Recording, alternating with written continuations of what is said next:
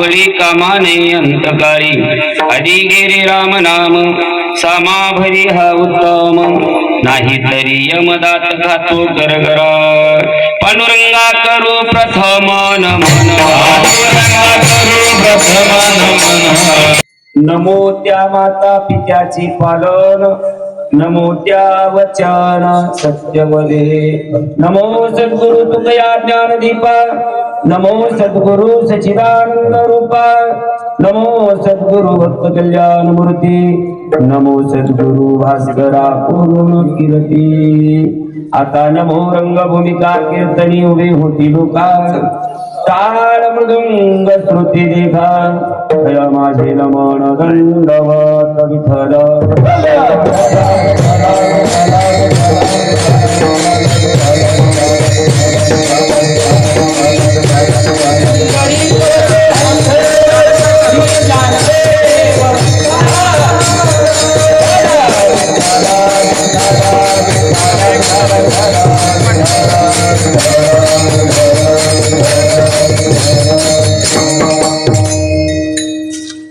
प्राप्त प्रसंगी सेवेकरता निवडलेला आहोत देऊचे सुप्रसिद्ध साधू वैराग्याचे मान्यरू महान भगवत भक्त संत सम्राट विश्ववंदनीय महाराष्ट्र भूषण जगमान्य जगदवंदनीय जगद्गुरु श्री संत तुकोबर त्यांचा अखिल विश्वाला पावन करणाऱ्या चंद्रभागा मातेप्रमाणे असणाऱ्या अभंगातील 4092 अभंगापैकी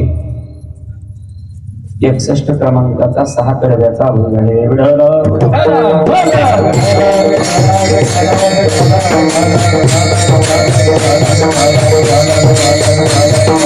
अभंगावरती काही चिंतन मांडण्यापूर्वी 2 शब्दाचा परिहार देणार आहे. त्याचा तो असा, आपल्या या भूमीमध्ये एक ज्येष्ठ नागरिक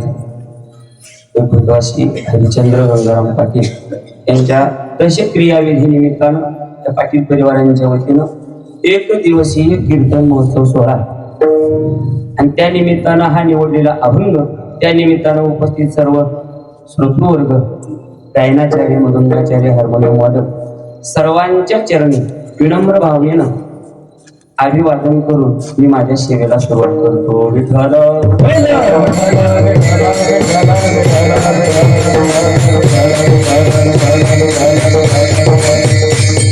निमित्त आहे तसे क्रियाविधी त्याला व्यवहारामध्ये आपण 13वा म्हणतो किंवा दिवसाचं गोड जेवण वगैरे काय असेल ते त्याचा विधी एकच आहे.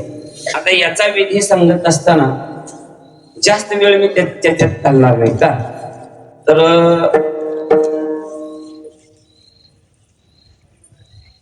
घरच्या लोकांनी गरुड पुराण 7 दिवस ऐकले, त्याच्यामुळे त्याच्यात विधी आलाच. पिंडदान कसं करावं, काय काय मृत्यू नंतरचा प्रवास, जीवात्मा किती दिवस लागतं, काय लागतं हे ऐकलेलं आहे. आणि तुम्ही बाकी राहिला विषयी भजनी मंडळाचा तर आपल्या नशिबाला भरपूर आहे. आपण बऱ्याच कीर्तनात हा विषय ऐकलेला आहे, त्यामुळं याच्यामध्ये जास्त वेळ न घेता जास्तीत जास्त मोठा अभंग आहे, अभंगाचं चिंतन पाहू. अभंग जरा आगळा वेगळा आहे. आगळा वेगळा कसा काय, 5 चरण दीडकीचे येतील आणि द्रुपद चौकड आहे. असं कसं काय, महाराजांनाच विचारलं, मला नाही, तुकाराम महाराजांनाच विचारलं, महाराज असा कसा काय लिहिला अभंग. महाराज म्हणजे तुमचं बघून आमचं बघून आम्ही काय केलं, तुम्ही नाही का एका उसाच्या सरीत एका बाजूला कांदे लावता, एका बाजूला मिरची लावता, सरीत मेथी टाकता, पुलावर कोथिंबीर, एका सरीत किती झाली, कसं दीडकीत चौकडा. तसा अभंग जरी आता द्रुपद चौकड्याचा आहे असू द्या, म्हणायला आहेत भरपूर चांगले आहेत आपल्याकडे, काय अडचण म्हणणारी नसते मग माझी गावड, म्हणून थोडासा आगळा वेगळा अभंग आहे. चला, अभंगाचा प्रतिपाद्य विषय असा आहे. अभंगात 4 महत्वाचे मुद्दे, 6 कडव्याचा अभंग आहे, पण 4 मुद्दे एवढे जर आजच्या कीर्तनात तुम्हाला कळाले तर जीवनाचं सार कळालं, जीवनाचं अख्ख्या जीवनाचं सार कळालं. कसं काय, कोणते मुद्दे? अभंगाचा विषयच बघा. तुकाराम महाराज म्हणतात, बाबांनो, तुम्ही कमवलेला मित्र, तुम्ही कमवलेला पैसा, तुम्ही कमवलेला परिवार आणि तुम्ही कमवलेलं बळ हे अंतकाळाच्या कामाला कसं कामाला येत नाही यमाच्या अकराळ विकराळ गाडीतून सोडवायला हे कुठलंच कामाला येत नाही. तिथं फक्त राम नामच कसं कामाला येतंय हा विषय सांगणार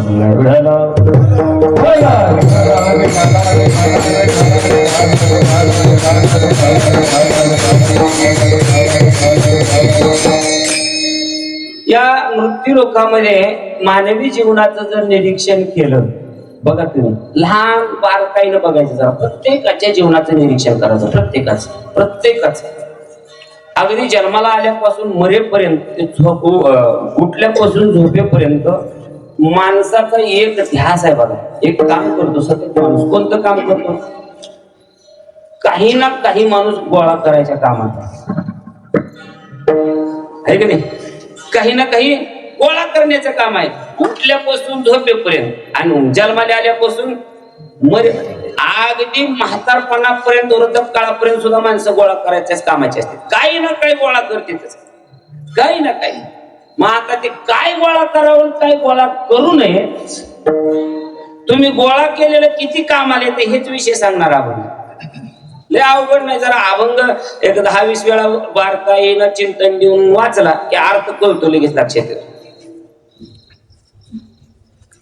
मग काय गोळा करावं? आता आषाढी वारीला बरेच जण जाते, वारीला गेल्यावर काय गोळा करावं दिसते थोडं. एका म्हातारीच्या घरी तर म्हातारीने एकटी नाथ भूकंपात सगळीच खपलेली, 7 छत्र्या आणल्या वाटल्या. म्हणलं आजी पुन्हा पुन्हा द्यायच्या त्यात आहे. 7 छत्र्या गोळा करून आणल्या, गोळा करून. एक तर म्हातारी अशी गेली, दिंडी विसाव्याला थांबल्यानंतर मग माणसं विसाव्याला थांबतात वारकरी. मग काय वारकरी जरा किसनणारे वारकरी असतात गाणीला. जो वारकरी लाजतो आणि किसनतो तो वारी करीत नाही.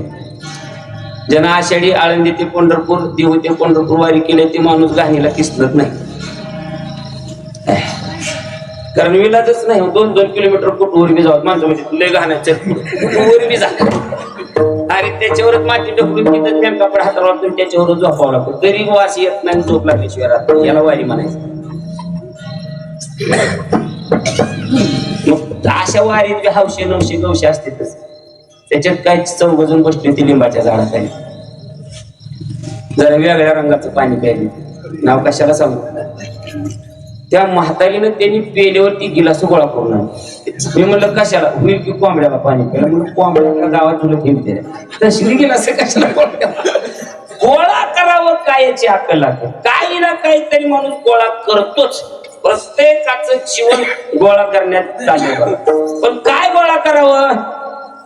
साधूंनी जे गोळा केलं, साधू संतांना जे वाटलं जमा करण्याच्या बाबतीत, गोळा करण्याच्या बाबतीत, जमवण्याच्या बाबतीमध्ये जे साधूला संतांना जो प्रश्न पडला तो आम्हाला कधी पडला का?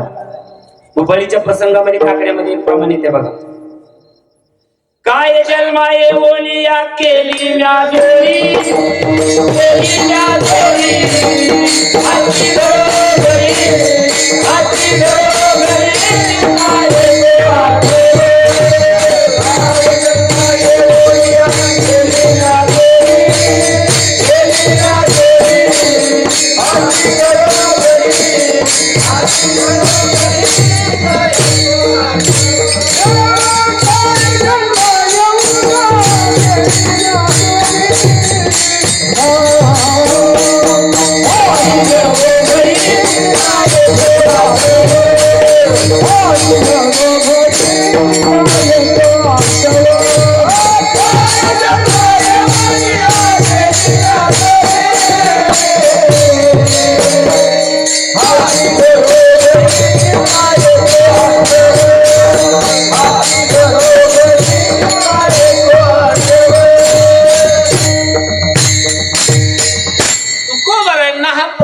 काय जन्माला आल्यानंतर तुकोबरा म्हणतात, काय जन्मा येऊन या केली म्या जोडी. जोडी म्हणजे काय मिळवलं, काय गोळा केलं मी?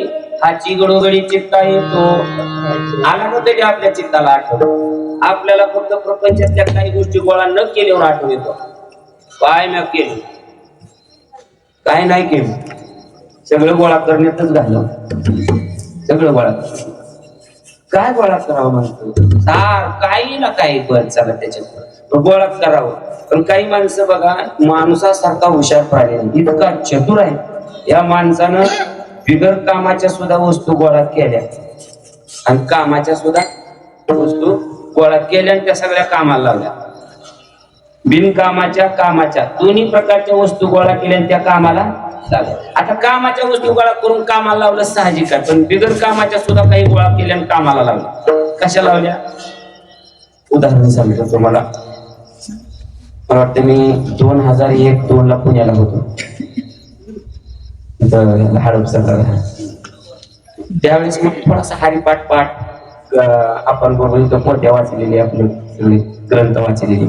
त्यामुळे ते वस्तीत माहीत झालं की यांच्या घरी देवदेव चलते परमार्थी काहीतरी यांना जमतंय. एक जणाच्या घरी गुरुचरित्र पारायण लावलं. म्हणजे मला जेता का वाचायला येतो. कामावून आल्याच्या नंतर गेलो संध्याकाळी. बिगर कामाच्या सुद्धा माणसं वस्तू गोळा करते, बिगर कामाच्या कशा कामाला लावतील बघा. आणि ती श्रीमंताचं घर त्या काळात 2000 साली 50-50 हजार पगार त्या काळात. अशा श्रीमंताच्या घरी नेलं मला. झालं त्याचं ते नैवेद्य, म्हणजे नैवेद्य खतरनाक म्हणजे ते श्रीमंत असल्यामुळं साधा नैवेद्यच नाही, बदाम काजू याचा नैवेद्य पोतीला आणि पोती ऐकणाऱ्या येणाऱ्या लोकांना. त्याच्यात लहान लेकर बी नैवेद्य मिळते, नैवेद्यात बदाम आणि काजू मिळते म्हणून लेकर गोळा व्हायचे. काही तरुण बी यायचे. पण एक म्हातारी आली 90 वर्षाची दाखवत होती. लेकर गोळा झालेली, त्यांना प्रसाद दिला, प्रसाद घेतला बी, निघून बी गेले. म्हातारीला प्रसाद दिला, म्हणलं आजी घ्या प्रसाद, आता मला काय चावत आहे. म्हणलं मग थांबला कसं काय? जरा काम होतं. म्हणलं काय काम होतं? ती तुम्ही पुतीला चालू करतानाची अगरबत्ती लावली होती की आता ती जळून गेली. होय, ती उरलेली काढी तुम्ही फेकून देणारच आहे. ती काय कामाची आहे? ती मला लागायची. कशाला? होईल की म्हणजे चाटवा करायला. आता फेकून द्यायची काळजी सुद्धा कामाला लावलीच. चला त्याच्या पुढे चला. त्रास देणाऱ्या वस्तू, त्रास देणारे घटक, त्रास देणारे प्राणी सुद्धा कामाला लावले आणि न त्रास देणारे सुद्धा गोळा करून कामाला लावले. त्रास न देणारे प्राणी कोणते? गाय, बैल, म्हैस. हे त्रास देतात का काय? आहे का काय? पण यांना सुद्धा गोळा केलं, कामाला लावलं. गाईला म्हशीला दूध देण्याच्या कामाला लावलं, बैल शेतीच्या कामाला लावलं कोणी. पण उपद्रव देणारे म्हणजे त्रास देणारे सुद्धा प्राणी, सिंह, वाघ, बिबट्या, चित्ता, हे काय करणारे? माणसाला त्रास देणारे प्राणी आहेत. पण हे सुद्धा माणसानं गोळा करून कामाला, कुठं? सर्कस मध्ये हे सगळेच प्राणी कामाला लावलेच. पण शास्त्र असं सांगतंय, तुम्ही बिगर कामाच्या वस्तू गोळा करा अथवा या व्यवहाराच्या कामाच्या वस्तू गोळा करा. त्या फक्त तुमची 2-3 टायमाची भूक भागवण्याची काम करतील या वस्तू. तुमचं हे पोटाचं खळग भरण्याच्या कामाला येत्या. पण अंतकाळाला मृत्यूतून सुटका करण्याला ही वस्तू कुठली कामाला येत. तर नाटातलं प्रमाण बघ. मज चालता प्रयाण काळी,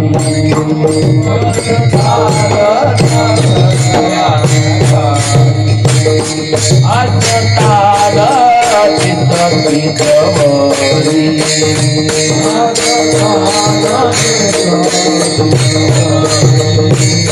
मृत्युके पोते काकवरी,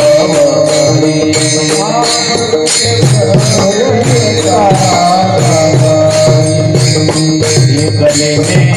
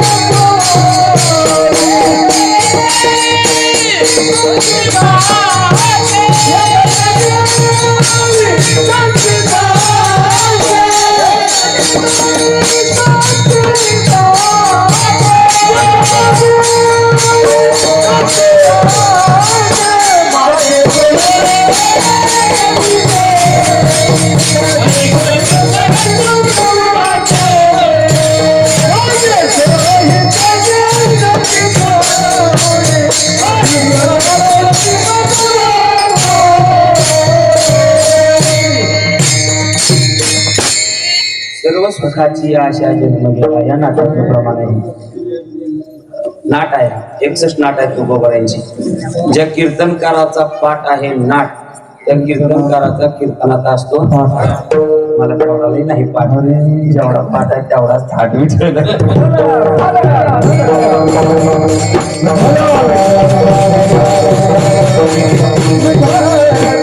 महाराज म्हणतात की तुम्ही गोळा केलेल्या वस्तू, संग्रह केलेल्या, साठवलेल्या वस्तू असताना दिसती शेवटाला काय होतं मग? मृत्तिका गवळी. त्याचा अर्थ काय सांगा तुम्हाला, कशाला माहिती? बरोबर आहे. मृत्तिका कवळी नुसती प्रमाण ऐकायची नाही. शरीर म्हणजे काय आहे? शरीर 5 तत्वाचं म्हणजे माती तत्व आहेच आहे. आणि शेवटी मिळणार आहे कुठं? ही माती त्या मातीला मिळणं. मृत्तिका कवळे या मातीनं त्या मातीला शेवकाला प्रत्येकाला मिळायचं. देह तव अनिला शेकी ज्याचा त्याला दिलेला. ही 5 तत्वाचं उष्ण आणलेलं शरीर आहे. उष्ण आपलं पदार्थ नाही बरं. त्याला कोणी शिव्या दिल्या, कोणी मारलं तरी राग येऊ द्यायचा, कारण आपलं नाहीच ते. येते का ध्यानात ऐकणारे? कोणी काय म्हणलं केलं तर राग येऊ द्यायचा. नुसतं सुनलं तांब्यावर पाणी नाही दिलं तर अख्या गावात चॅनल चलत खानदानच तसं कसं पटलं बघा. आणि एवढा अरे देहा आजी देह काय खरा देह समग्र पसारा भुजगावणे चोरा रक्षणाशी भासती. काय खरा देह संबंधानं हा पसाराच कामाला येत नाही गावाला. म्हणून गोळा करायचा असं बाकी नाही काही गोळा करता आलं तर कमीत कमी चांगलं नाव, चांगली कीर्ती तरी गोळा करा. आज आपण ज्यांच्या दशकिरी विधीच्या नियमानं मला सुरुवातीलाच बोलायचं राहिलं, त्यांच्या निमित्तानं थांबले ना, फक्त त्यांच्यातला एक दुर्गुण जर काढला नानांच्या जीवनातला, त्यांना व्यसन होतं फक्त दारू पिण्याचं. एवढा जर दुर्गुण काढला तर मी म्हणतो आता सांप्रत युगामध्ये चालू वर्तमान काळामध्ये जेवढे काही विद्वान ब्राह्मण आहेत त्या ब्राह्मणाला सुद्धा पंचांग कळायचं नाही एवढं नानाला पंचांग कळत.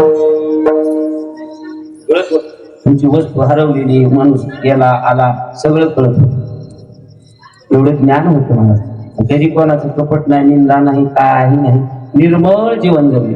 12 वर्षे झाली आमच्या काकड्याला, आमच्या गावातल्या 2013ला मूर्ती स्थापना झाली. त्या वर्षीपासून काकडा पाठ 4ला आंघोळ करून काकड्याला हजर.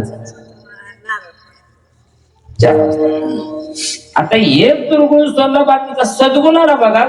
गुलाबाचं फुल काट्यात असतं, घेणाऱ्यानं काट्याला धक्का लागू द्यायचा ना, घ्यायचं काय? घेणारी एवढी शहाणी झाली ती आधी धक्का लावती काट्याला, पाय फुलात राहिले म्हणून. घेणारा तू तुझ्या काळजीने घे ना. दुसऱ्याच्या दुर्गुणाला स्पर्श केला तर त्याचा दोष आपणाला येणारच नाही. म्हणून सद्गुण फक्त घ्यायचं शिका.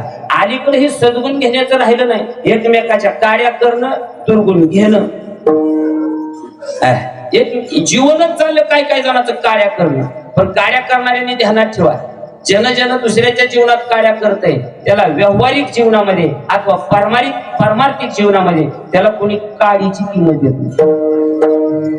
दुसऱ्याच्या जीवनात कार्य केल्या की त्याला कोणी काळीच विचारित नाही. पण नानाचं तसं जीवन नव्हतं. मी सांगू का त्यांना भविष्य कळत होत. त्यावेळेस आता शेवटी दवाखान्यात काय म्हणले होते, मला निघून टाका. आयुष्यात त्यांना दवाखाना नव्हता कधीच.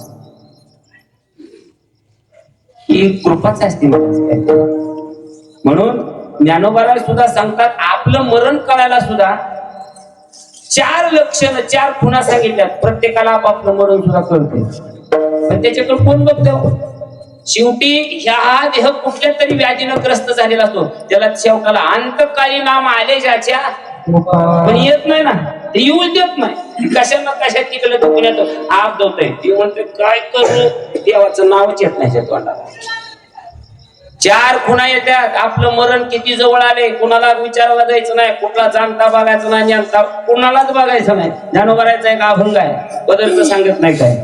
लक्ष देऊन ऐका. 4 खुणा कानी घालून या बोटे नादजे पहावे, न दिसता जाणावे 9 दिवस. कानात दोन्ही कानामध्ये बोट घालायचे, दोन्ही कानामध्ये जाम बोट दाबायचे आणि बोट दाबून बी जरी आवाज नाही आला आपण 9 दिवसाचे पाहुणे समजायचे. किती? 9 दिवस ज्ञानोबारायचा अभंग आहे.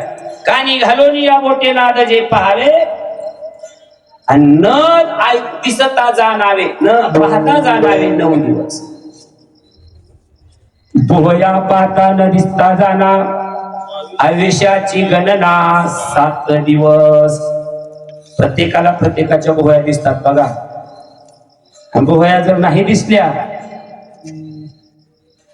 1 आठवड्याचे पाहुणे होता. आज बुधवार आहे, पुढच्या बुधवार पर्यंत आपलं काही खरं नाही.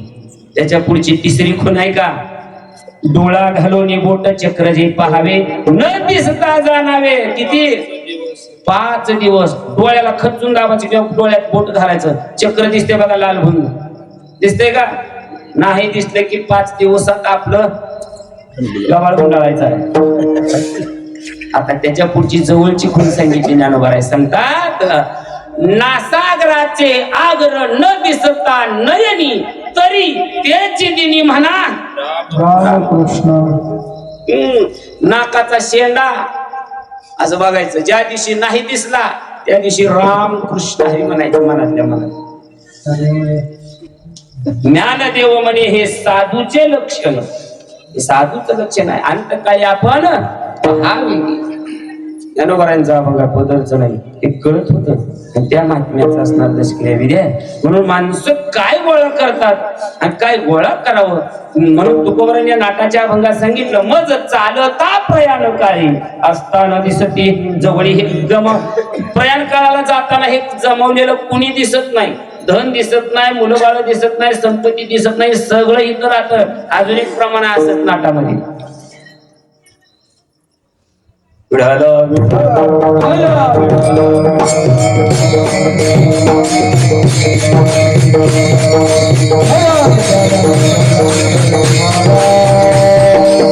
मग ते नचले काही सत्ता संपदा राहील ठाईचे ठाई.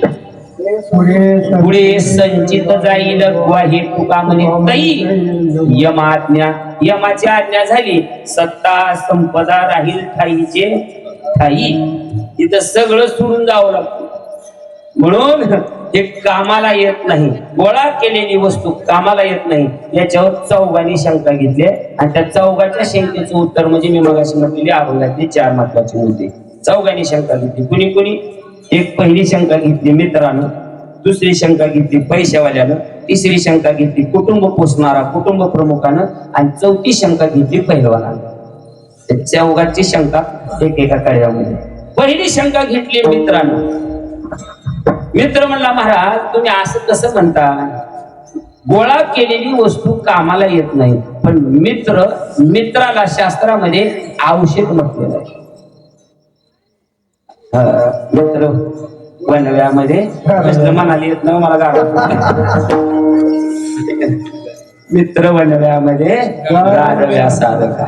आता मी गारवा असू द्या. मित्र हा औषध सांगितलाय. कोणाचं? चौघाचं औषध सांगितलंय मित्र, चौघाचं. आणि मित्रच कामाला येतो. कोणा चौघाचं का औषध आहे? मित्र आहे का? व्याधितस्य अर्थहीनश्च देशांतर्गतश्च नरश्च शोक तगतश्च सुरत दर्शनम औषध. सुभाषितकाराचा श्लोक आहे. जरा बारीक कीर्तन ऐकायचं ध्यान देऊन लक्ष देऊन. मित्र किती जणांचं औषध आहे? चौघ. कोण कोण? व्याधितस्य अर्थहीनश्च देशांतर्गतश्च शोक दग्धस्य. अर्थ पहिला मुद्दा आहे व्याधितस्य. व्याधितस्य म्हणजे ज्याला रोग झालाय, आजार झालाय, अशा माणसाला औषध कोण आहे? मित्र आहे. मित्र एखाद्या वेळेस औषध नाही दिलं तरी चालतंय, पण मित्राचे आधाराचे 2 शब्द जर त्याला बोलायला मिळाले, ऐकायला मिळाले, तर ते औषधापेक्षा सुद्धा भारी ठरतंय. कोरोनाच्या काळामध्ये याची प्रचिती बऱ्याच जणांना आली असेल. कोरोनाच्या काळात आहे की नाही? मित्र असावा कसा? एका गावातले 2 पॉझिटिव्ह निघाले आणि त्याचे दोघांचे मित्र ठराविक, दोघांचे मी मित्र बघायला गेले. कारण आपली संस्कृती सांगते आजारी माणसाला पाहायला जावं, पारले घेऊन जावं. जाते माणसं. मला अजून घोळ लागला नाही त्याचा. त्यानं खात पेत होत तेव्हा कुणी सुद्धा विचारलं नाही त्याला. आणि जेव्हा त्याचं सगळं बंद झालं तेव्हा 10 जणांना पारले. नाही काय कामाचं.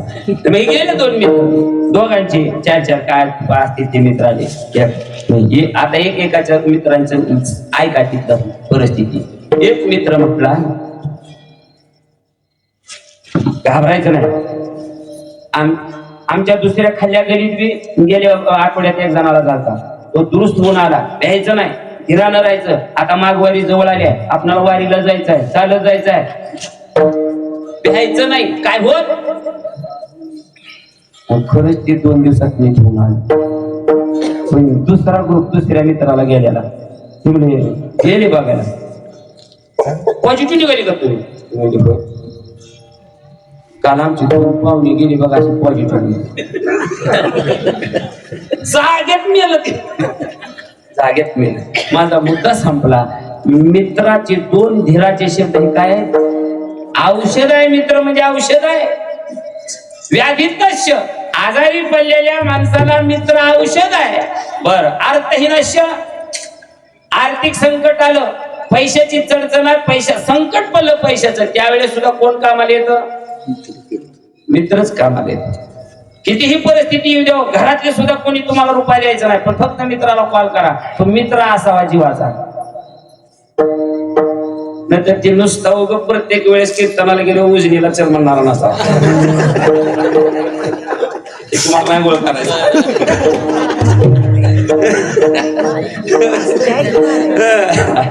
मित्र जीवाचा असावा.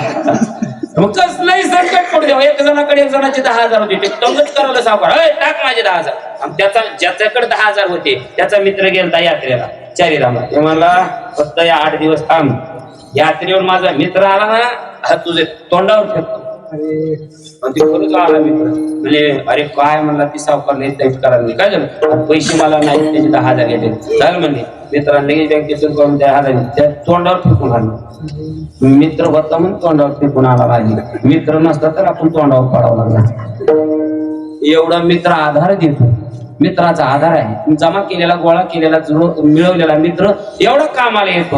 आजारात कामाला येतो, आर्थिक संकटात कामाला येतो. बरं, तिसरं देशांतर्गत अश्य. तुम्हाला बाहेर देशामध्ये प्रवास करायला जायचा आहे तर तुमचा तिकडे सुद्धा कोणी पाहिजे? मित्रच पाहिजे. तिथं पैसा कामाला येत नाही. तुम्हाला आम्हाला आता अनुभव येतो. नवीन ठिकाणी आपण कधीच कुठे गेलो नव्हतो, त्या ठिकाणी तारीख आली कीर्तनाची, तर तिथं आपलं कुणी तर ओळखीचं लागतंय. तर बऱ्याच वेळेस तारखात येणारी गाठ सुद्धा घेतली. हॅलो, तारीख किती कीर्तनाला गेलो की आम्हीच गाव विचारायचं, गेली सप्ताह कुठं विचारायचं काय एक जवळ सुद्धा येत नाही का? महाराजाला पहिली निहान चहा पाणी त्याची राहायची सोय कुणी करा. पुन्हा पुढच्या वर्षी सप्त्याच्या आधीच 8 दिवस जय हरी महाराज. ह्या वर्षी कसं आहे इकडे जरा पुढे तुला सांगतो. तारीख दिल्यावर गावात कोण दाखवायला आला तर आता ह्या वर्षी कसं आहे. तसं नाही. देशांतर्गत तसे बाहेर प्रवासाला जायचा परदेशाला आपण मित्र. मी माझ्या जीवनातला घडलेला मागे एक वेळेस मी उदाहरण सांगितलं बघा. करजखेडा गावातलं कीर्तन करून मी बिजरला निघालतो. त्या सेदी परगाला जाताना लव्हाऱ्यात माझ्या पुढे एक मुसलमानाचं लिखून गाडीच्या पुढे आलं आणि पडलं.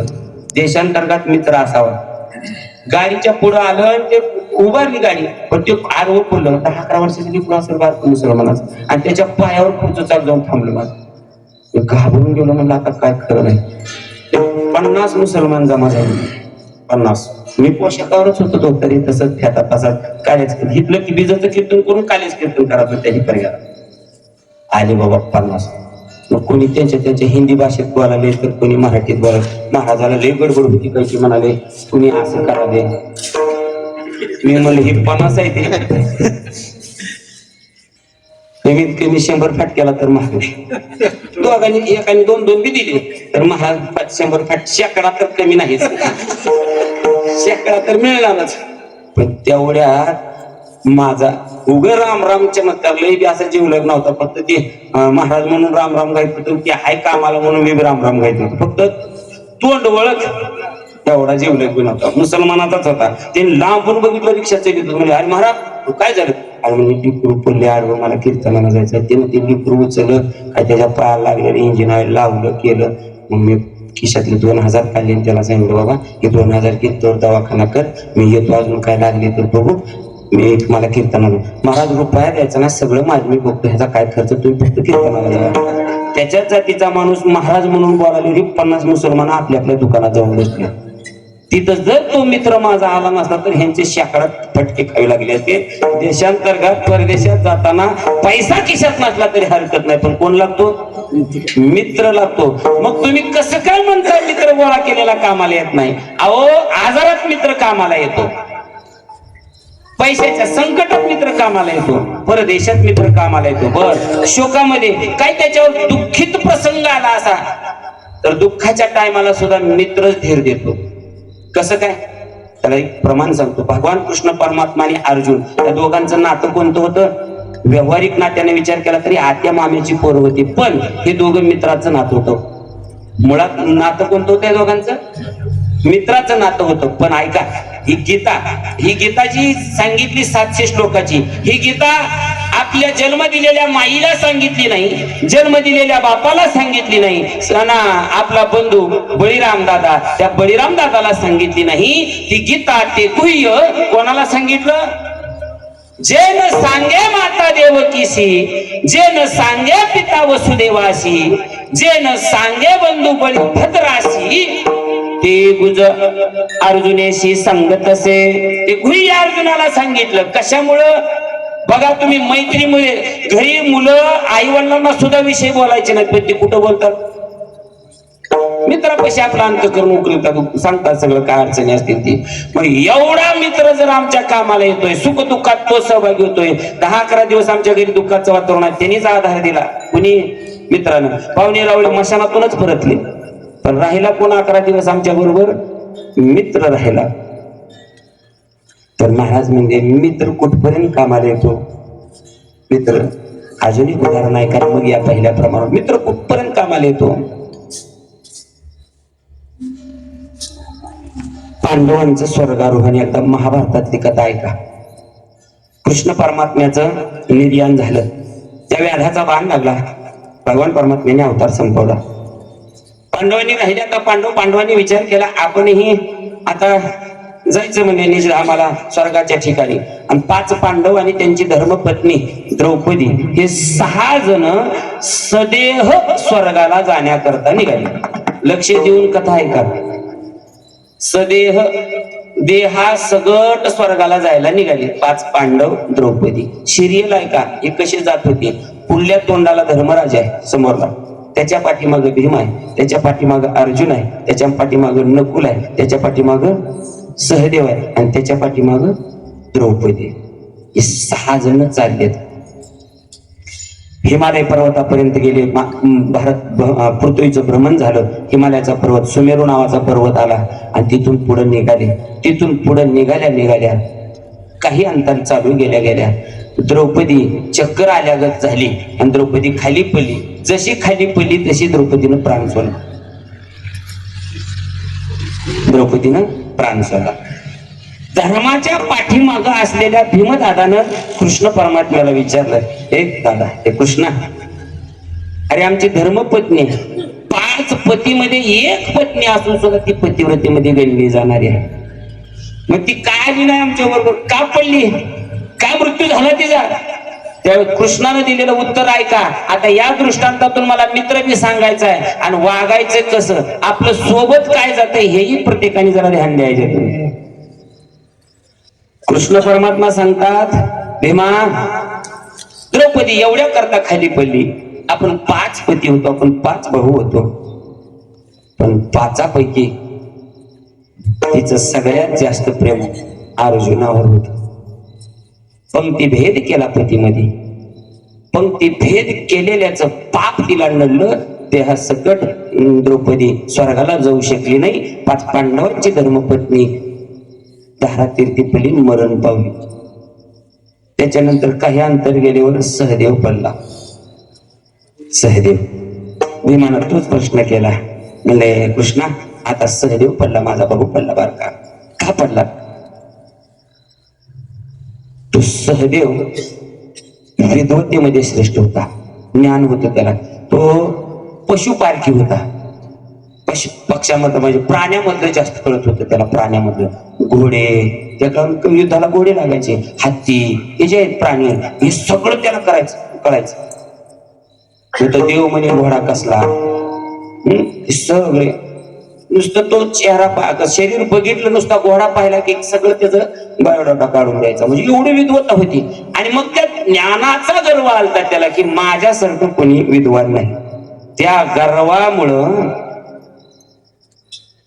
सहदेव काय झाला, दारात पडला, मरण पावला. म्हणून कीर्तनाला बसलेल्या प्रत्येकाला माझे हात जोडून विनंती आहे, गर्व कोण्याच गोष्टीचा करू नका. जीवनामध्ये तुम्हाला सुखी राहायचंय, समाधानी राहायचंय का, एक आज माझ्या कीर्तनातला मंत्र घेऊन जावा. ज्याला जीवनात सुखी राहायचंय त्यानं 2 गोष्टी विसरायच्या. कधी 2 गोष्टी ध्यानात ठेवायच्या. कोणत्या? अहंकाराच्या बंगल्यात कधी प्रवेश करायचा नाही आणि माणुसकीच्या झोपडीत जायला कधी लाजायचं नाही. त्याच्या जीवनात सुख समाधानच आहे. पण अहंकाराचा बंगला सोडावा लागतो. पण इथं जरा काय केलं की आम्ही केलं बघा, आम्ही केलं बघा, आम्ही. तुम्ही खाली बसा, तुम्ही काहीच केलं नाही. जे बाकीच्यांनी केलं ते तुम्ही अजून त्याच्यात तोळावारामध्ये बी नाही अजून. नाही, 11 रुपये सत्याला पट्टी दिली ना आमचं नावच पुकारलं नाही. बसा खाली. अहंकारामुळे सहदेवाचा नाश झाला. त्याच्यानंतर नकुल आला. नकुलाचा नंबर लागला. नकुल बिचकर येऊन पडला, मृत्यू झाला नकुलाचा.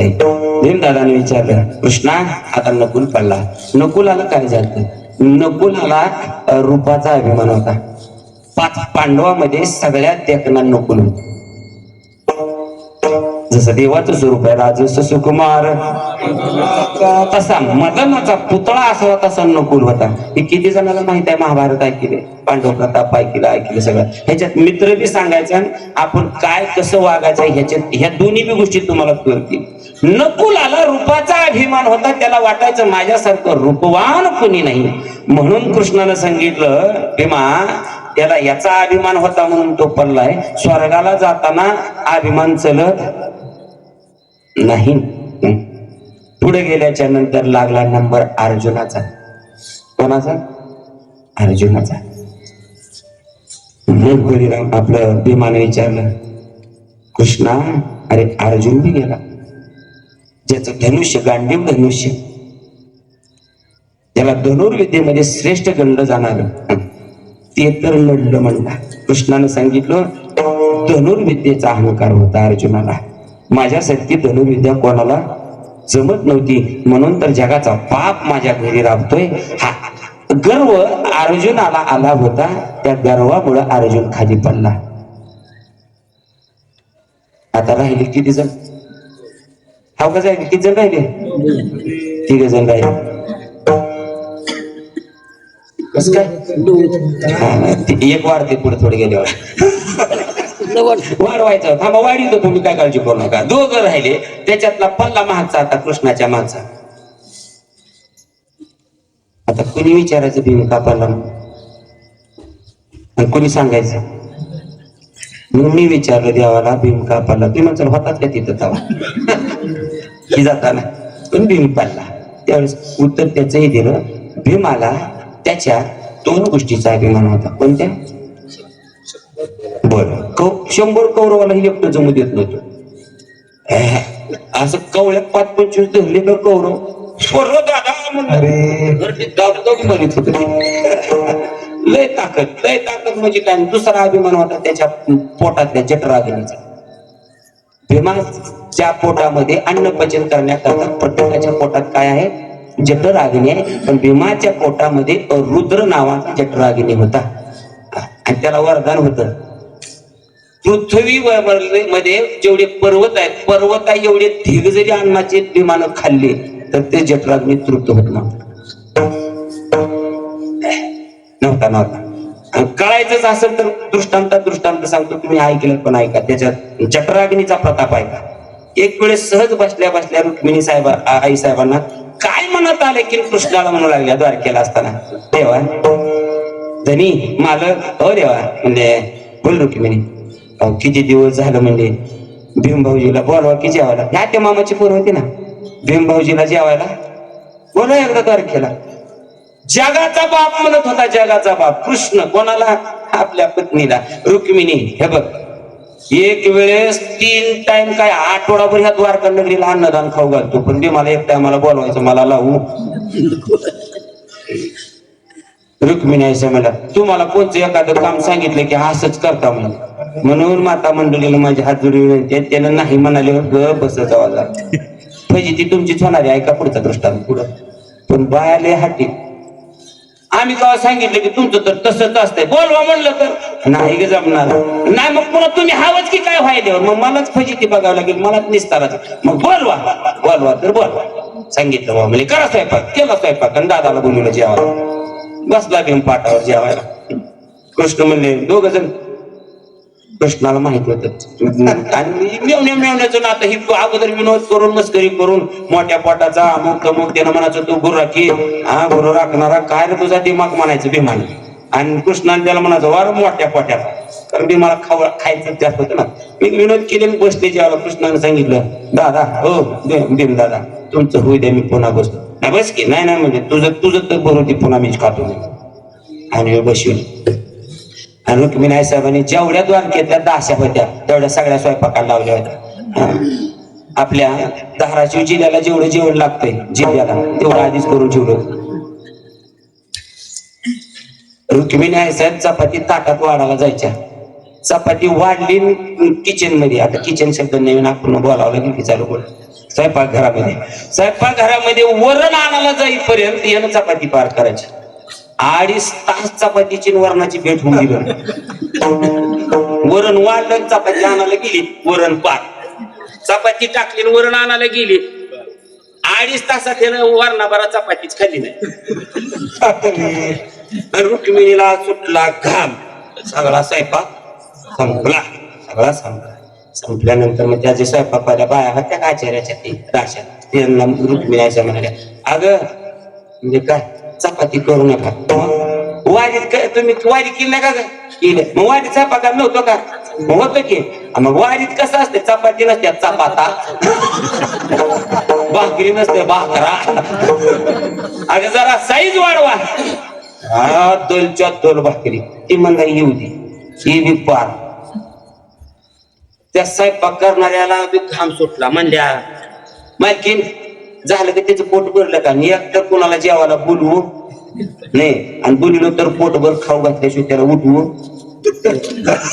नंतर लय काय जण आग्रह करा या या या या या मालक तिनं लिकरून या म्हणणारा चौथा आणि टोपल्यात दिली चपाती काय कागदा संपाती घेता का अगं 1.5 चपाती मला 1.5 घासातच पार होते तू मर उपाशी पोटभर खाऊ घालणं होत असं तर बोलवा तर बोलवू नका देवाच्या पत्नीची फजिती झाली आपल्या ह्या वया कुठून मग साईज वाढवली सगळ्याला घाम सुटला शेवटी कणकीचं लादे आणून ठेवलं टाक तरी बी पार शेवटी पिठाचे डबे तरी बी पार शेवटी म्हणजे आता राहिल्या त्यात गोण्याच पण रुक्मिणी साहेबाला घाम काय बंद गेला आणि आतल्या खोलीतून पडद्यातून कृष्ण ते दोघे एका खोलीत बसलेले देव रुक्मिणी साहेब बघा की सावकाश खुनवाल्या मागा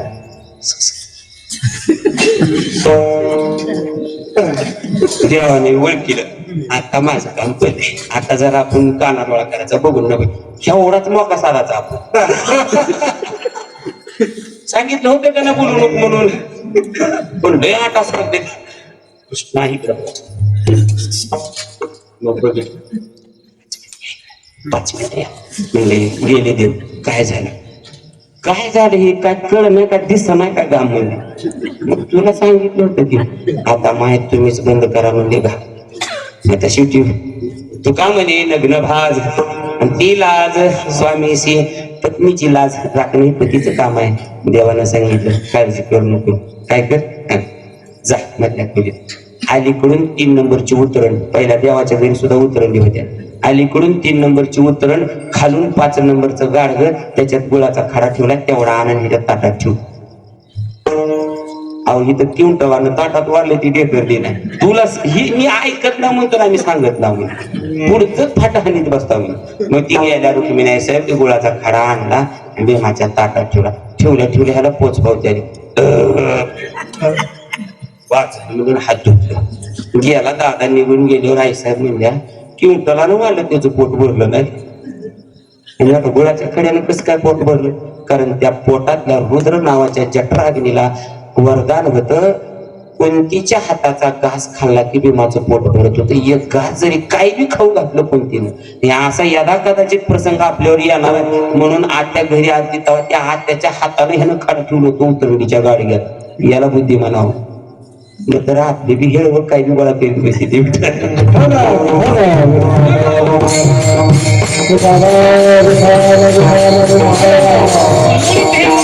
दोन अहंकारामुळे भीम पल्ला आता राहिलं कोण धर्मराज चला धर्मराज पुढे निघाले काही अंतर गेल्यावर एक कुत्रा आलं धर्मराजाच्या सोबत आणि धर्मराज आणि धर्मराजा बरोबर आलेलं पुत्र सदेह स्वर्गात गेले ऐकता ना तुम्ही पुत्र आणि धर्मराज कुठे गेले स्वर्गात गेले स्वर्गात गेल्यावर स्वर्गाचा राजा इंद्रानं सांगितलं धर्मा तुला प्रवेश देता येईल स्वर्गात पण पुत्र कशाला आणले सोबत पुत्र कशाला आणले धर्मराजानं सांगितलं कुत्र्याला घेतला तरच मी येतो म्हणे कुत्र्याला घेतला तर मी येतो धर्मराजाच्या सांगण्या म्हणून ती यमच होता कुत्र्याच्या रूपात आता त्या कुत्र्याला स्वर्गात घेतलं आता माझा मुद्दा ऐका अर्जुन हा कृष्णाचा जीवलग मित्र होता लक्ष द्या दादानो स्वर्गाला कुत्र गेलं कुत्र पण देवाचा मित्र गेला नाही म्हणून किती बी महाबलीवान मित्र गोळा करा तो अंतकाळाला कामाला येत नाही ह्या वंगाचं पहिलं मैत्र केला महाबली मैत्र केला महाबली मित्र केला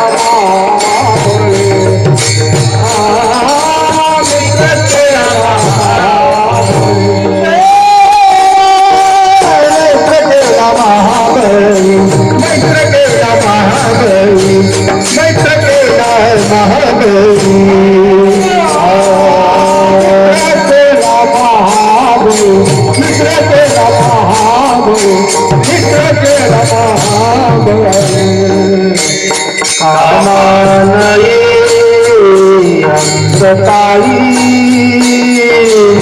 कामानये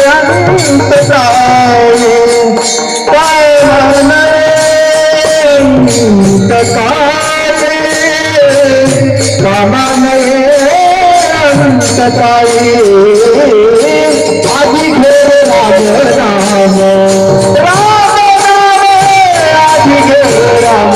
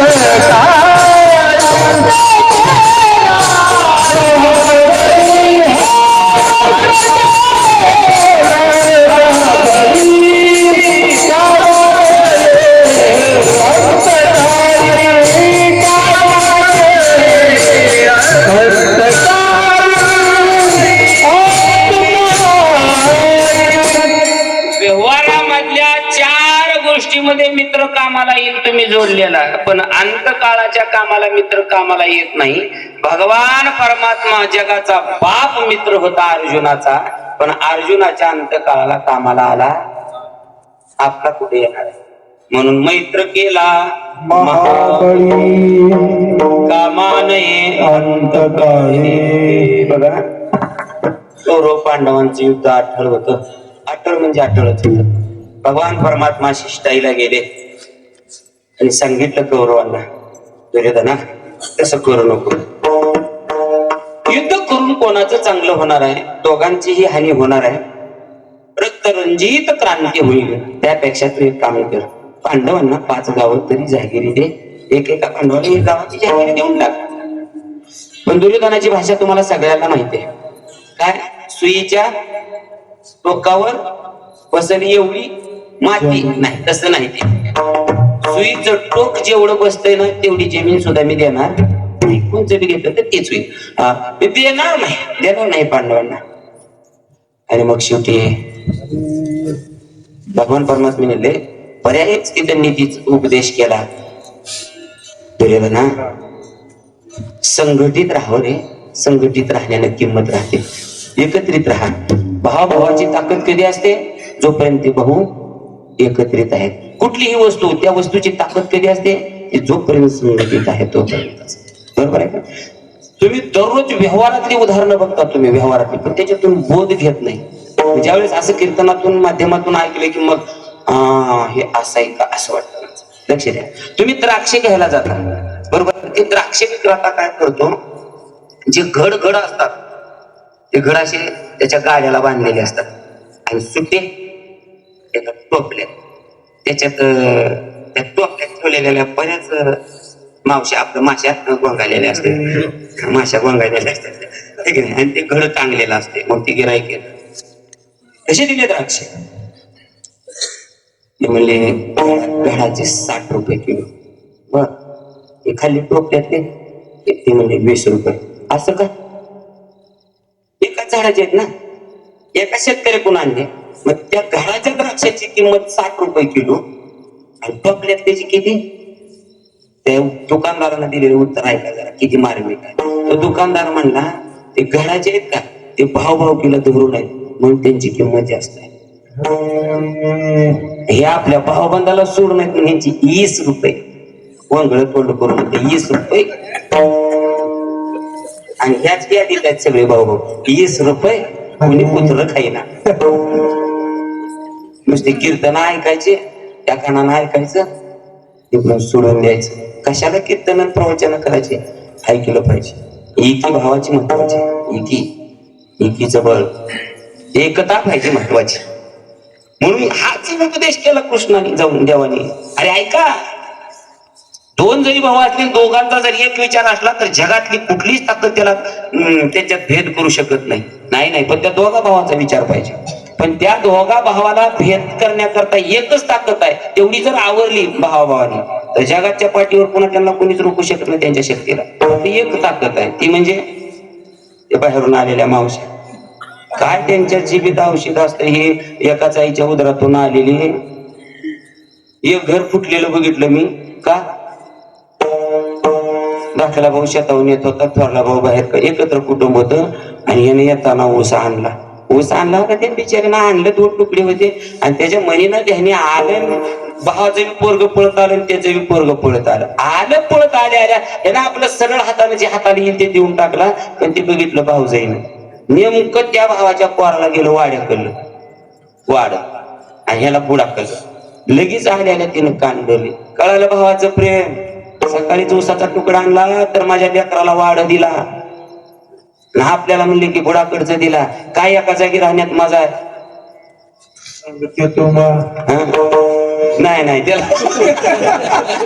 त्याला ज्ञानोबरायची ओवी जरा अशाच प्रमाणात घालायची. तसं म्हणायचं नाही ज्ञानोबराय. तरी झडझडोनी वाईला निघ ये सासुरवाडीचे वाटे लाग जिया पावशी अव्यंग. निजधाम देवाची नाही पावती, मूर्ती मुसर वाट्याला. तुम्हाला सांगते येगळं निघा. येगळं निघून येगळं निघणारी किती सुखानं खायले. म्हणून एकता महत्वाची सांगितलं देवानं, पण ऐकलं नाही. आणि शेवटी युद्ध अटल युद्ध सुरू झालं. 9 दिवसाचं युद्ध झालं. पण एकही पांडव मरत नव्हता, कौरव मरण्याचा सपाटा बंद होत नव्हता. एकही पांडव मिळाला नाही. दुर्योधन गेला भीष्माचार्याकडं. भीष्माचार्याला म्हणू लागला, तुम्ही खाता आमचं आणि गाता पानाचं पांडवाचं. एक पांडव मरण ना तुमच्याच्यानं. भीष्माचार्याने भीष्म प्रतिज्ञा केली, सगळं झालं. भीष्माचार्य सांगितलं, भीष्माचार्याने उपदेश केला. शेवटी दुर्योधन म्हणला, तुम्ही लई बोलू नका म्हणला मला. त्यावेळेस सांगितलं, भीष्माचार्य बी नीती सांगतात. दुर्योधन म्हणला, मला काहीच घाबरायची गरज नाही, तुम्ही सगळे जरी पांडवांच्या बाजूला गेलो तरी हरकत नाही, कारण मला एक असा मित्र आहे माझा की बस त्या मित्राच्या जीवावर मी सगळं राज्य स्थापन करण. कोण? कर्ण होता, धनुर्धारी कर्ण होता. पण मला सांगा, तो धनुर्धारी कर्ण सुद्धा दुर्योधनाच्या अंतकाळाला का मला आला का? दुर्योधनाच्या आधीच मी आला. म्हणून मैत्र केला महाबळी. जरी त्यानं व्याधीमध्ये शोकामध्ये सुद्धा मित्राचं औषध सांगितलं. कसं?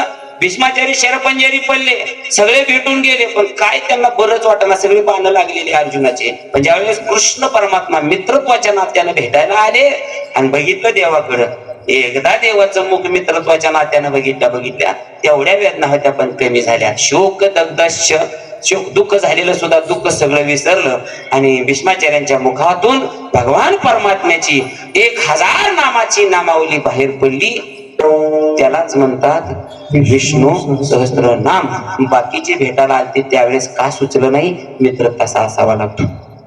पण असे मित्र भेटायला आले. शेवटी देवासारखा मित्र भेटायला गेला, इच्छा मरणी भीष्माचार्य, पण शेवटी अंतकाळाला हा भीष्माचार्याच्या सुद्धा मदतीला जाऊ शकला नाही. हाच मुद्दा तुकोबाराय सांगतात, मैत्र केला महाबळी आणि कामा नाही अंतकाळी. अंतकाळाच्या कामाला कोणी येत नाही, एकट्याला मारावं लागतं. मी जळ तशी स्मशानी अग्नी सगळे एकट्याला मरावं लागतं, तिथं कोणी येत नाही. झाला प्रेतरूप शरीराचा भाव, रक्षीला ठाव स्मशानीचा, रडती रात्रंदिवस काम क्रोध माया करती हया हया. यमधर्म शरीराची होय माती, कोणी कामा नाही अंती. अवघी सारी कामे खोटी अंती जाणे मसनवटी. तुटला आयुष्याचा दोरा, हेर वावगा पसारा, टाकोनी पळती रांडा पोरे, अंती होती पाठमोरे. अंतकाळाला कोणी येत नाही. नाही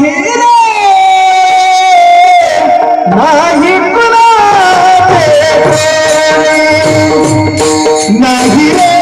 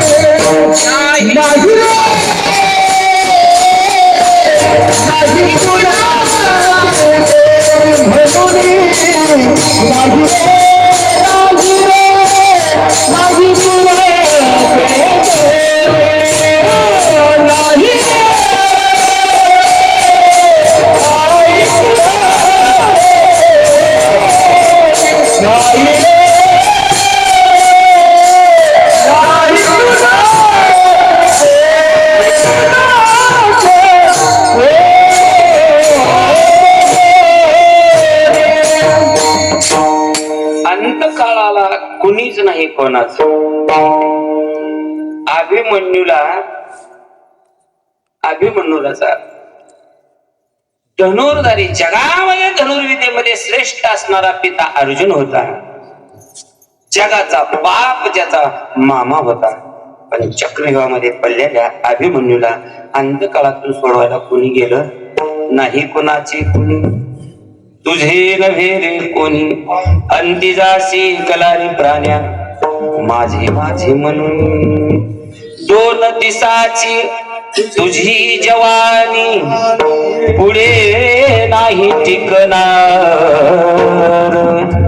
म्हातारपण येता जवळी वैद्य काय करणार. वृद्धत्व आलं की डॉक्टर सुद्धा काय करत नाही. कुणीच कामाला, आता मित्र कामाला आला नाही म्हणजे पहिली शंका सुटली. गोळा केलेली वस्तू तुमच्या अंतकाळाला कामाला येत नाही. चौघांनी शंका निर्माण केली. त्याच्यातला मित्र कामाला येतो 4 प्रकारे सांगितलं. मग त्या 4 प्रकारात कामाला आला पण अंतकाळाला मित्र कामाला येत नाही. दुसरी शंका पैशावाल्याची. पैशावाले म्हणतात महाराज या जगाच्या पाठीवर पैसा असेल तर किंमत आहे. सर्व मान्यता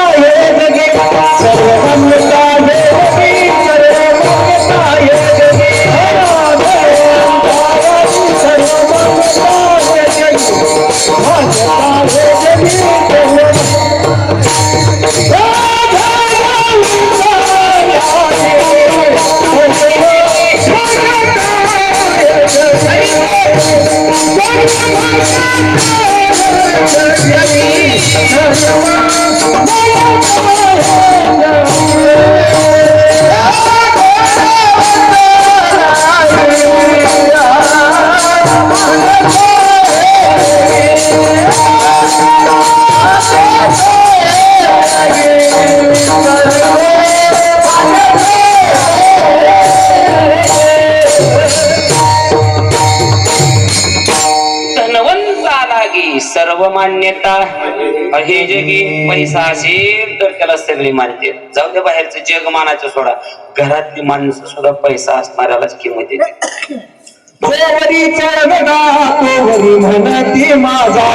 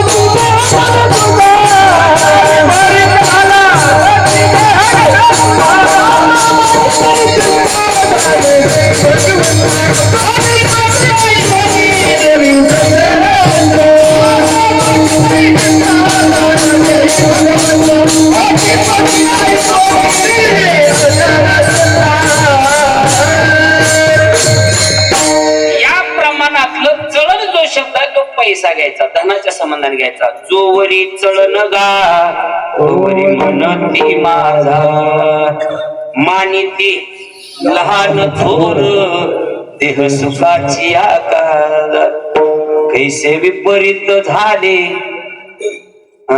इंद्रिय मावळली. बाबूल आजार इंद्रियाकडून जोपर्यंत काम होते, पैसा मिळते, काहीतरी फायदा होते का, तर सगळी मान मानतो तिथे. बायको सुद्धा त्याला पूर्वी सांगतो की नाही, धनवंत पुरुषाशी स्त्री लवथव करी कैसी, कुटका दे कोणी शुनी जैशी हलवी पुच्छाते. कुटका टाकल्यावर कुत्र जसं शिपूट गोंडा बोलतोय, तसं पैसा असणाऱ्या पुरुषाच्या भोवताली स्त्री फिरत असते.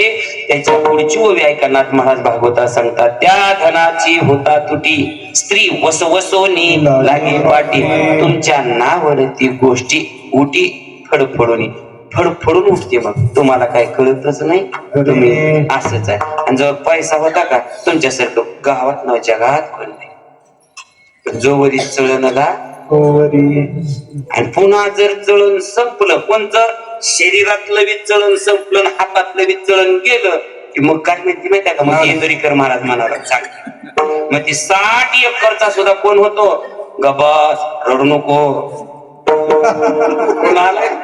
बाबुल बुवा अरे त्याने एवढंच कुटुंबासाठी केलं आणि म्हातारपणाला ती बाबुल बुवा वापऱ्या ती बी दाखवी त्या लेकराला, गबस नंतर बाबुल बुवा बाबुल बुवा.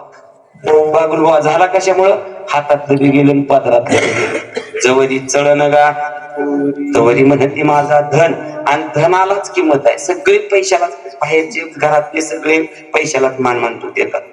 पैसा नसल तुम्हाला घरातलं कोणी बोलत नाही, गल्लीतलं बोलत नाही, पाहुणे रावळे बोलत नाही, कोणाचा फोन सुद्धा तुम्हाला येत नाही तुमच्याकडे पैसे नसल्यावर. आलाच तर फक्त कंपनीचा येतोय, ती बी बाई बोलते आपका बॅलन्स खतम हो गया. लई थोडे झाली त्या बाईला सुद्धा कसंच माहित झाले एवढं पैसे संपलं म्हणून. पैसा नसल्यावर कोणी सुद्धा बोलत नाही. म्हणून महाराज तुम्ही म्हणता पैसा कामाला येत नाही, पैशाशिवाय सगळं होत नाही. मानवाच्या मूलभूत गरजा भागवायच्या असतील, अन्न वस्त्र निवारायला काय लागतो, पैसाच लागतो. महाराज म्हणले ह्या व्यवहाराला पैसा लागतो रे बाबा, पण पैसा हा अंत काळाला कामाला येत नाही. कोरोना काळातला एक दृष्टांत सांगतो. एक पेपरला आलेली घटना नाशिक जिल्ह्यामधली आहे. एक श्रीमंत माणूस पॉझिटिव्ह निघाला. फॉर्च्युनर गाडी किती लाखाची ती मला माहित नाही, किती 50 लाखाच्या पुढे किंमत माहिती ती बाबा आपल्याला आहे डुगडुगी बरे. ते 50 लाखाच्या पुढे काय तर ती फॉर्च्युनर गाडी म्हणून त्या गाडी आणि पॉझिटिव्ह निघाला. आणि बॅग मध्ये बॅग घेतली, त्या बॅग मध्ये 1.5 लाख रुपये घेतले, गाडीत 50 लाखाची, पिशवीत 1.5 लाख रुपये, आणि घेऊन निघाला दवाखान्यात. दवाखान्यात गेला, अख्ख्या दवाखान्यात तालुका जिल्हा सगळी फिरला, पण पुण्यात दवाखान्यात त्याला बेड भेटला नाही. बेड, कारण त्यावेळेस बेड भेटायचं लय अवघड होतं, लय अवघड. आणि त्या काळात लय लुटणाऱ्यांनी लुटलं बी. ते काय ते इंजेक्शन कोणचं होतं, रेमडेसिवीर काय ते बघा, काही जणांनी 50,000 विकलं, ते काही जणांनी 1.5 लाखाला विकलं, काही डॉक्टरांनी. असं फुकट लोकांना लुटणारे आळ्या पडून म्हणते, आळ्या पडून गोरगरिबाला लुटणारे. प्रचिती त्याच्या कर्माची देतच असतो महाराज. आता तुम्हाला देवानं ज्ञान दिले, भरवसा ठेवलाय. अलीकडं या वैद्यकीय क्षेत्रामध्ये तर इतकं भयानक वास्तव झाले, मेलेलं प्रेत जिवंत आहे म्हणून 3-3 दिवस त्या प्रेतावरच टाळू मापून खाणारी जाती निघायला लागली. लय अवघड झाले, अवघड आहे. धनासाठीच आहे नाही सगळं. पण मला सांगा, एवढा त्या डॉक्टरनं मेलेल्या प्रेतावर सुद्धा पैसा कमवला, कमवू द्या. तो त्या पैसा कमवलेला जर त्याच्या कामाला आला असता तर आम्ही घरातली सगळी मेल असतो त्याला पैसा दिला असता. पण त्याच्या तरी कामाला आहे, कमवलेला पैसा त्याच्या तरी कामाला याचा होता ना. अरे राजा रावणासारखा श्रीमंत या जगाच्या पाठीवर कोणी राहिला नाही. 7 कोटी घरं ज्याची सोन्याची, एका घराला 22.5 क्विंटल सोन्याचा, नुसता सोन्याचा उंबरा होता सोन्याचा. काय तोळा चालू आहे, उभे हिशोब घालायला जा चक्करी. एवढा श्रीमंत रावण मेल्यावर सोन्याचा खडा घायला राहिला नाही.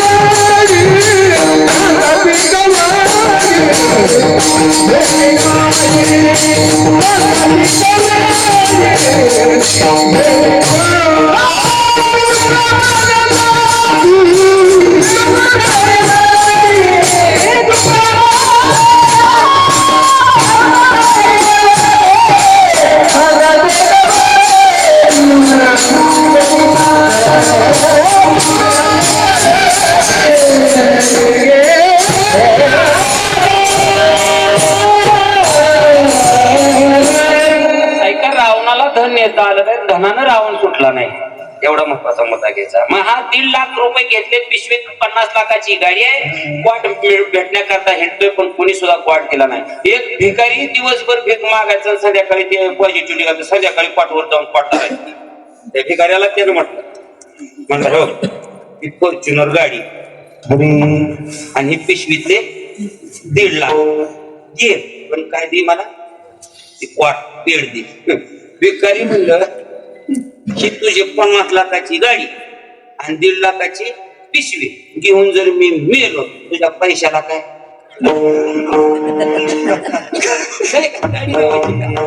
शेवटी बिल मिळाला नाही. तो श्रीमंत माणूस 1.5 लाखाची पिशवी उशाला घेतली, गाडी झोपला, गाडीतच मरण पावला. 3 दिवस कोणी बघितलं नाही. धन असलं म्हणजे मरणातून सुटतंय, हे डोक्यातून काढून टाका. म्हणून 3ऱ्या चरणात म्हटलं, धन मिळविले कोडी आणि काळ घेत ध्यान न सोडी न सोडी.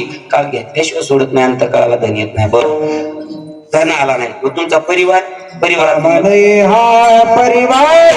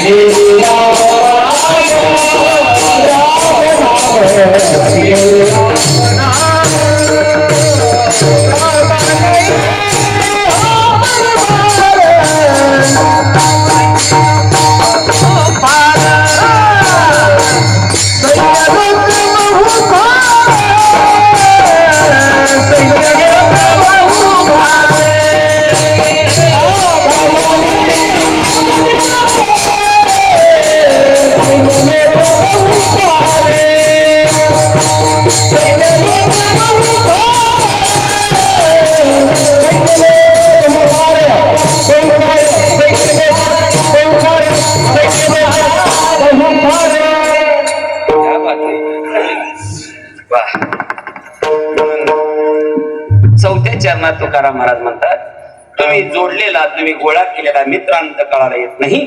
पहिलं चरण. 3रं चरण, तुम्ही कमवलेलं धन तुमच्या अंत काळाला कामाला येत नाही. आणि 4थ्या चरणात म्हणतात, एक जण म्हणला, महाराज आमचा मित्र नाही आला, आमचा पैसा नाही आला, आमचे पाहुणे रावलेले निभरायचे. किती निभरायचे? यमाच्या तावडीत असे निबर चलत नाही. निबर निबर म्हणजे किती? म्हणून कामाने हा परिवार. त्याच्यात कोण कोण आलं? सैन्य, लोक, बहु आर, याच्यातलं कोणी कामाला येत नाही. याला उदाहरणच बघायचं झालं, जग जेता सिकंदर जग जिंकलं आणि एके दिवशी सिकंदर रडला. अशी महत्वाकांक्षी असावी लोक बघा. आपली बी लढत येते. सिकंदर कशा करता राहिलं? जग जिंकलं, आता जिंकायला शिल्लक राहिलं नाही. मला काय वृत्ती असेल माणसाची बघा. मला जिंकायला शिल्लक राहिला म्हणून टाळटा राहिला आणि शेवटी त्यानं मृत्यूपत्रात लिहून ठेवलं, मी मेल्याच्या नंतर माझे दोन्ही हात ताटीवर मोकळे सोडा. तिची सेवक होता पण त्याचा सोबत ते म्हणला, महाराज अव ताटीवर बांधते ती म्हणला मोकळं सोडित नाही ते. मला अजून कळालं नाही त्याला बांधते ती का बरं की मेलेल्या. तर ती उठून बसल पडल कुठं काय सांगता येत नाही. पण असू द्या कसं का असायला म्हणलं, अहो महाराज बांधते ती म्हणले, तुम्ही हात मोकळे सोडा लागले. हो मृत्यूपत्रात लिहिलं. आणि दोन्ही हात मोकळे सोडा ताटीवर. आणि एका हाताला मी जिंकताना जेवढं मी जगातलं धन कमवलं ते धन एका हाताला घ्या मशानभूमीपर्यंत, आणि एका हाताला माझं जेवढं सैन्य आहे तेवढं घ्या. आणि ते सगळं घेतलं. मग काय तुम्हाला शिकवायचंय काय? त्यावेळेस जग त्या सिकंदरनं सांगितलं, मला जगाला संदेश द्यायचा, दादा मी जग जिंकलं, एका हाताला एवढं सैन्य आहे आणि एका हाताला एवढं धन आहे, तरी अंतकाळाच्या टायमाला मी कसा जातोय? एकलेची यावे एकलेची जावे आणि ह्याचे अनुभवावे आपणची. एकला आलो एकला खाली हात कसे आया, खाली हात जाण आहे. रिकाम्या हातानं आलो रिकाम्या हातानं चाललोय. अंतकाळाला माझं सैन्य मला कामाला आलं ना माझं धन कामाला आलं. कामाने हा परिवार सैन्य लोक बहुपार. याला ज्ञानोबाराने अजून एक आंधळ्या पांगड्यामध्ये प्रमाण दिले बघा. सगळी इष्टमित्र गणगोताची यादी दिली त्याच्यात. आठवते का पण? माता पिता बंधू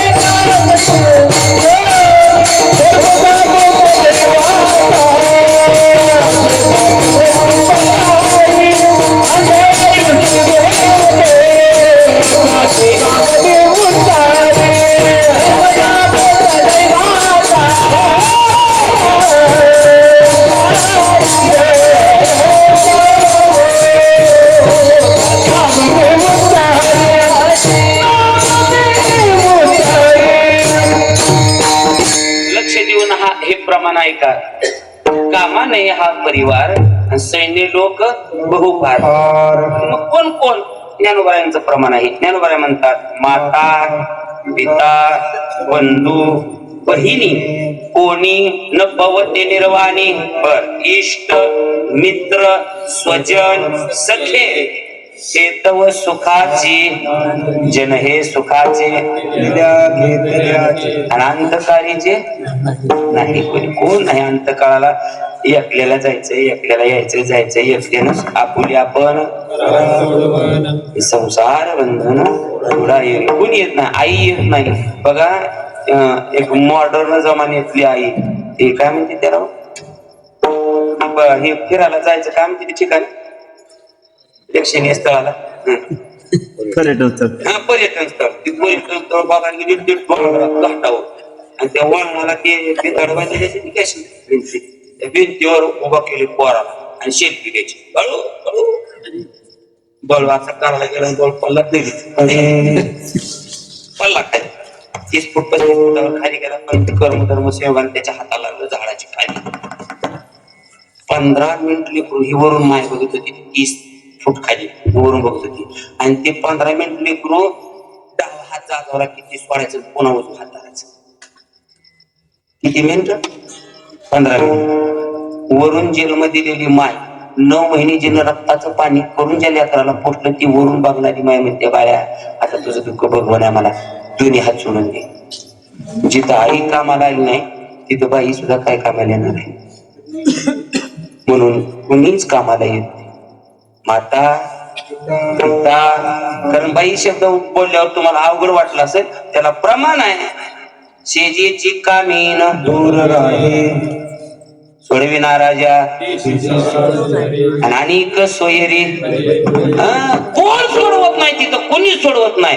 मग सगळं नाटक होतं. बाप सोडवत नाही कोणी सोडवत नाही. एक जण म्हणला आमचं बळ अरे भीमदादालाच किती ताकद होती 10,000 हत्तीचं बळ होतं भीमाला. किती 10,000 हत्तीचं बळ.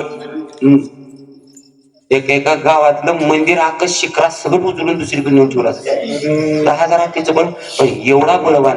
मग ते शरीराचं बळ असेल सत्तेचं बळ असेल धनाचं बळ असेल बळ कुठल्याही शब्दाला धरा हे बळ सुद्धा अंतकाळाला येत तवरी तुमचे बळे तवरी तुमचे बळे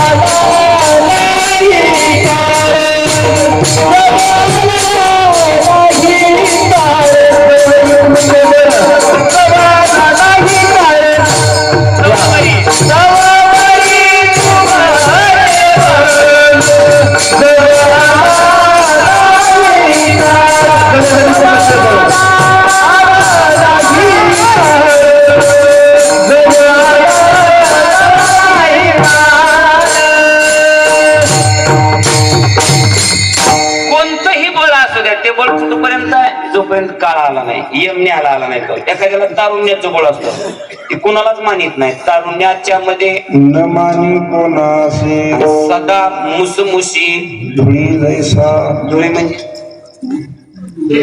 का तुकोबाराने शब्द घातला असतो. धुळी म्हणजे महादेवाला सोडल्याला नंदी.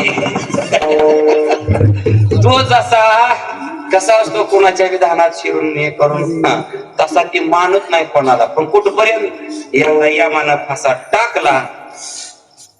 जवाला नाही काळ तवरी तुमचे बळ कोणतं बी बळ असू द्या तो तिथपर्यंतच आहे. पण तुकाराम महाराज म्हणतो बाबा बाप्पा तुका म्हणे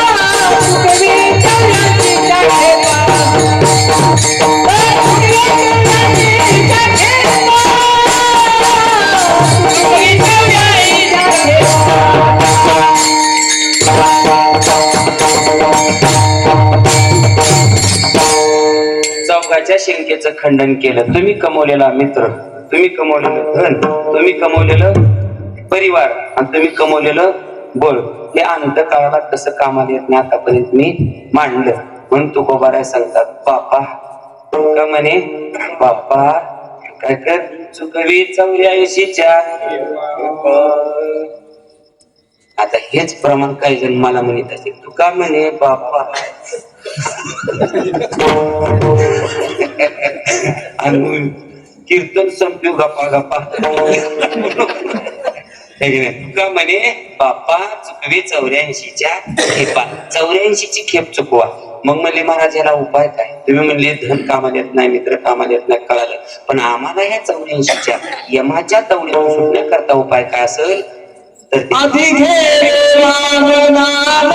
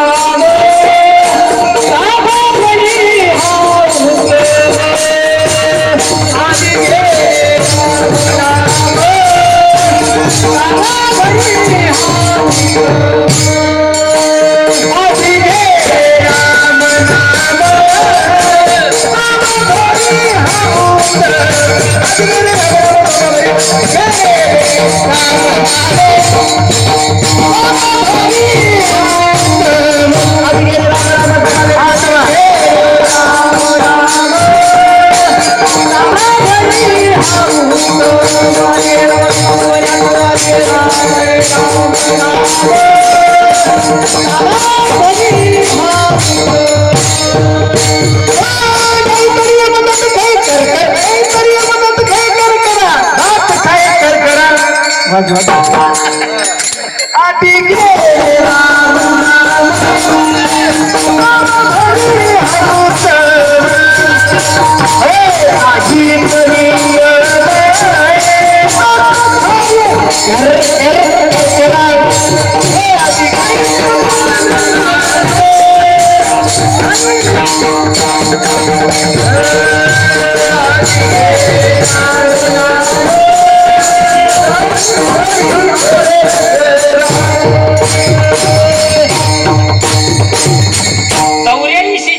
खेपेतून सुटण्याकरता एक उपाय सांगितला. आधी घे रे रामनाम सामा, मामा नव काय काय कशी मामा म्हणत, सामा बरी हा उत्तम. सामा म्हणजे माल, सामा शब्दात जाते काय माल, कोणता रामरूपी धनरूपाचा माल. सामा बरी हा उत्तम. आणि ही जर माल न भरता इतर गवाळ गोळा केलाच, मित्र रूपाचा माल, पैसा रूपाचा माल, परिवार रूपाचा माल आणि बळ रूपाचा माल जर घरात गोळा केला रामनाम रुपये सोडून, तर मानतात महाराज नाही तरी यम दात खातो, करा दात खातो, यानं नको तीच गोळा केली. पण सुटण्याकरता नाना या अभंगा या द्रौपदाला एक वासुदेव आहे बघा, जगद्गुरु तुकोबा यांची लहान बंधू कान्होबा महाराज, सरळ म्हणतो वेळ झाली आता. फक्त या द्रौपदाला समन्वय तो वासुदेव आहे. आधी घे रे रामनाम. का आधी रामनाम घ्यायचा आहे तर त्या वासुदेवात सगळी प्रमाण सरळ म्हणून टाकून लगेच सेवा समजताय का. तो वासुदेव ऐका, सगळ्यांनी म्हणताय, तुम्ही पाठाय, सगळ्याला पाठाय. गातो वासुदेव मी ऐका, चित्त ठाई दोन्ही भावे एका, डोळे झाकोनी रात्र करू नका, काळ करीत वैसला असे लिखागा. राम राम स्मरादी लाभो करा गाठ घाला मुळबंदी, सांडावा उग्या उपाधी लक्ष लावून राहा गोविंदगा. अल्पायुष्य शतगणी लेते, मध्ये बालत्व पिढा रोग क्षय, पुढं क्षणभंगूर वारे सावध, काही न चले मग पुढे हुशार थोर आहे, काही थोडा बहुत करा भक्तिभाव धरा, तन मन धन द्या लावणी कशा करता गोड शेवट करा, जरी करणे असेल गोड. आणि म्हणून तुकोबारायचे बंधू, लहान बंधू कान्होबा महाराज हात जोडून विनंती करतात, विनवितो सकळ जना कर जोडूनी थोराला दानी तुले द्या मज दिना म्हणे तुकया बंधू काय म्हणा म्हणून राम राम स्मरादी किंवा आधी घे रे राम नाम विठोबार